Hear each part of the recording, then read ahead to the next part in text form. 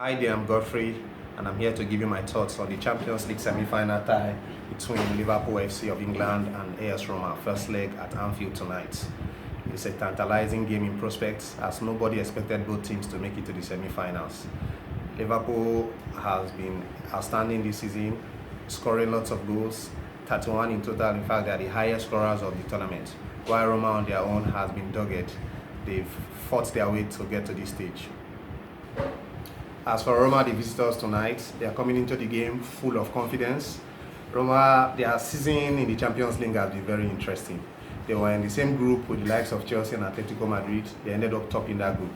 And they found themselves against almighty Barcelona in the quarterfinals and overturned a 3-goal deficit to be the first team to knock Barcelona from such position out of the Champions League. If you look at Roma in the quarterfinals, first leg at the Camp Nou against Barcelona, they went with a 4-3-3 formation and it really didn't work out well for them. We all know Barcelona are a team who likes to hold on to the ball. They like to dictate the tempo of the game. They like controlling the game. They like you doing all the chasing, and the control, pass the ball around, spring a lot of passes, and work out so many triangles in your midfield and create as much spaces they can get in your defense. And Roma that day went with 3 at the middle. So it really did not work out well for them because they were always on the back foot and they were outnumbered in the midfield. But in the second leg, one sensible thing the coach did was he went with 5 across the middle.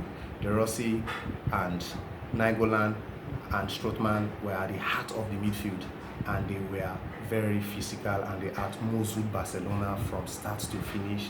Barcelona really had a stranglehold on that game. So I expect Roma to come to Anfield with that same mentality.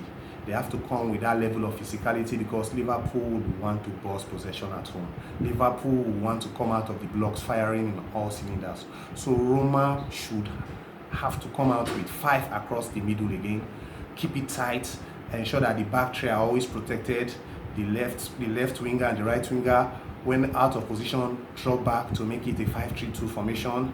And those 3 players I mentioned should be very, very solid in midfield and try as much as possible to wrestle the midfield from Liverpool, especially with De Rossi, his vision on the ball. Given time, he could always pick any pass. And Zeko on his own should be at alert, on a standstill, should be ready to pounce on anything that comes his way. Because we all know Liverpool will want to dominate possession and push Roma back as much as possible to take Roma out of their comfort zone. So Roma, this is what Roma has to do today if they want to stand any chance at Anfield. Okay, as for Liverpool on the other hand, we all know what to expect in an Anfield night in the Champions League.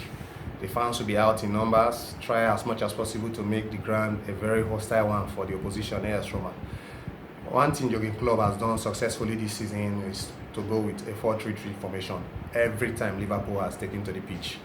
We all know that across the midfield we are going to have Henderson, we are going to have James Milner, and we are going to have Oxlade-Chamberlain. These 3 guys will try as much as possible to dominate the game for Liverpool, control the tempo of the game, and Henderson has been very, very successful in doing that. He successfully collected the midfield from City, home and away in the matches we saw in the quarterfinals. And for the defensive pairing of Van Dijk and Dejan Lovren, at least it's been some kind of blessing in disguise for Liverpool, even though they still leak in so many goals, but not as it used to be before the arrival of the world's most expensive defender, Virgil van Dijk. For Liverpool, one very interesting aspect of this match is the front 3, Mohamed Salah, Firmino and Mane. These 3 guys have scored a lot of goals this season. In fact, before this match, Firmino has contributed for 12 goals for Liverpool this season, 8 goals and 4 assists, while Salah has contributed 10 goals, 8 goals, 2 assists, and Mane has scored 7 goals. In all competition in this tournament, these 3 have combined to score 21 goals. So Liverpool will be a handful for Roma, and they will take the game to Roma, like I said earlier on, because the same formation I said Roma should use, City used 5 across the middle in the second leg of the quarterfinals.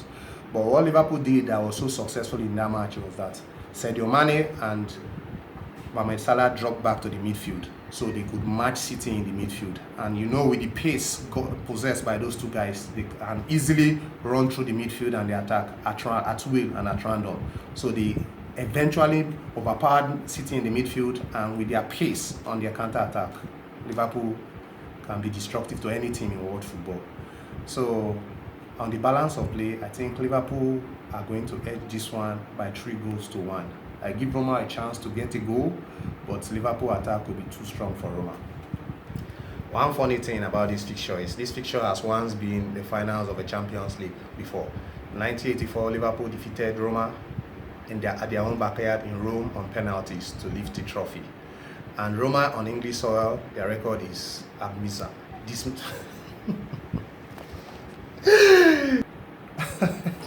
I meant to say abysmal. Did I say dismissal? No. Roma's record on English soil is abysmal.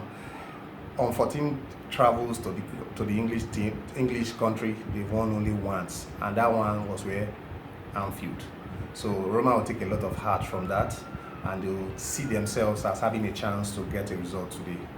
Thank you, and please, I would like you viewing this at this point in time to like and subscribe, and please let's know your thoughts about the video you just watched. Thank you.